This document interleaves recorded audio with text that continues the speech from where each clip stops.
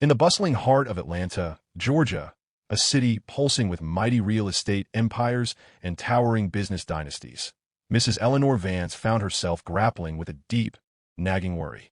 Her husband, a powerful mogul, had recently passed away, leaving behind a legacy she had helped build through faith and sheer determination. Now, her son Kyle had returned after a decade abroad, poised to step into his father's shoes and lead the family company. But who would he marry? Mrs. Vance feared he'd be ensnared by a woman drawn only to his wealth, not his heart. She was determined to find someone with true goodness inside. To uncover the real characters around her, Mrs. Vance devised a clever plan. She disguised herself as a humble janitor and slipped into the company's sleek, new downtown high-rise.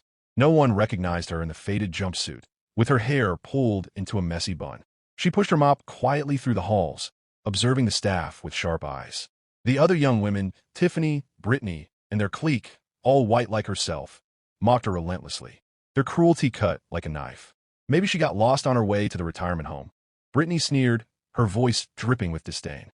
Mrs. Vance, once accustomed to deference and power, swallowed the humiliation and kept mopping in silence. Amid the cold corporate chatter, one person stood out, a young black junior staffer named Grace. She didn't join the laughter. Instead, she looked at Mrs. Vance with simple, genuine decency, a warmth that pierced the icy atmosphere. Mrs. Vance decided this was someone worth watching closely. One fateful day, as Mrs. Vance mopped the lobby floor, Brittany shoved her roughly. She tumbled hard onto the cold tiles, pain shooting through her body. Laughter erupted from the onlookers. "She's so slow. She probably needs a walking stick," someone jeered. No one stepped forward to help, except Grace. She hurried over, her small hands steady and strong as she lifted Mrs. Vance up. "Are you okay, ma'am?" Grace asked softly, her concern real and unforced. Mrs. Vance's heart swelled with a tenderness she hadn't felt since losing her husband. Ignoring the taunts from the others, Grace gently wiped the sweat from Mrs. Vance's face and guided her to a nearby chair. The very next day, Mrs. Vance brought a simple homemade casserole for lunch and sat alone in the break room. Brittany and her friends wrinkled their noses and mocked the modest meal. But then Grace walked in. Without a moment's hesitation, she pulled up a chair and joined her. "That looks delicious," Grace said warmly. She took a spoonful, savored it, and smiled. "It tastes just like home." In that instant, something deep in Mrs. Vance's chest tightened with emotion. Eager to test Grace further, Mrs. Vance orchestrated another moment in the ladies' restroom. She accidentally spilled a bucket of water and feigned injury, collapsing to the floor. Brittany and the others just stood there laughing. "We're not janitors. It's not our job to clean up messes," Brittany snapped. But Grace? She knelt right down on the wet floor without a second thought, mopping it up herself. Then she helped Mrs. Vance to her feet, her eyes brimming with worry. "You are a good person," Mrs. Vance whispered, her voice trembling with raw feeling. Touched by Grace's kindness, Mrs. Vance invited her to dinner at her home in a quiet, modest neighborhood just outside the city. Grace arrived, surprised by the humble yet welcoming space. They shared a meal, talking openly about life, dreams, and hardships. Grace never once pried about money or seemed out of place. In that cozy evening, Mrs. Vance knew she had found the one. When Kyle finally arrived at the office, the women swarmed him like bees to honey. He was handsome, rich, and now the boss. But his eyes were drawn to Grace, who was standing up for Mrs. Vance against Brittany's latest snide remarks. "She deserves all the respect in the world," Grace declared, her quiet confidence shining through. Intrigued, Kyle called her into his office. As she spoke passionately about kindness and human dignity, he realized she was extraordinary. Jealousy festered in Brittany and Tiffany. They whispered vicious gossip, accusing Grace of scheming to climb a ladder. In a desperate ploy, they hatched a plan to sabotage her.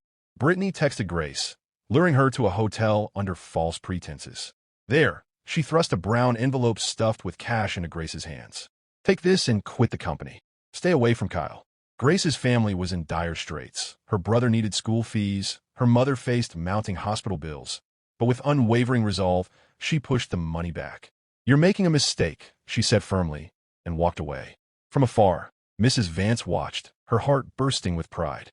The next day, Brittany struck again, humiliating Grace in front of the entire office. She played a doctored audio clip that twisted Grace's words, making it sound like she was bragging about Kyle pursuing her. Laughter rippled through the room. Grace stood there, her cheeks flushing with shame, but she held her head high, refusing to crumble. Kyle, witnessing her poise, summoned Brittany to his office and delivered a stern reprimand. That evening, over dinner with Grace, Mrs. Vance offered a gentle warning. These girls won't stop. They're set on destroying you. You have to stay strong. Tears welled in Grace's eyes as she asked, "Why do you care so much about me?" Mrs. Vance replied softly, "Because, my dear, I see something truly special in you." Her heart ached for the young woman's suffering. A few days later, chaos erupted. Police officers arrived at Grace's door in a quiet Atlanta suburb and arrested her for fraud and theft. Terrified and bewildered, Grace protested her innocence all the way to the station. Mrs. Vance appeared like a guardian angel, posting bail without hesitation. "I know you didn't do it, my daughter," she said, and Grace collapsed into her arms, sobbing. Word of the arrest reached Kyle, who rushed to Grace's home. "Tell me the truth. Did you steal the money?" he demanded. "No," Grace whispered, her voice hoarse with anguish. "Someone framed me." He pressed her on who it might be, and when she hesitated, his expression darkened. "If you're lying to me." But Grace cut him off, her words laced with pain. "I'm not lying. I swear on my life." The raw honesty in her voice pierced him, and he left, vowing to uncover the truth.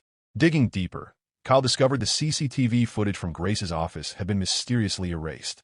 The pieces fell into place she had been set up. Guilt washed over him for doubting her. Now, he had to make amends. But little did he know, Mrs. Vance was already ahead, orchestrating a revelation that would upend everything. A little piece of advice for today. In a world that often chases status and wealth, remember that true character shines through in how you treat those who can offer you nothing in return. Like Grace, choose kindness, even when it's the hardest path. Thank you for listening to this story all the way through.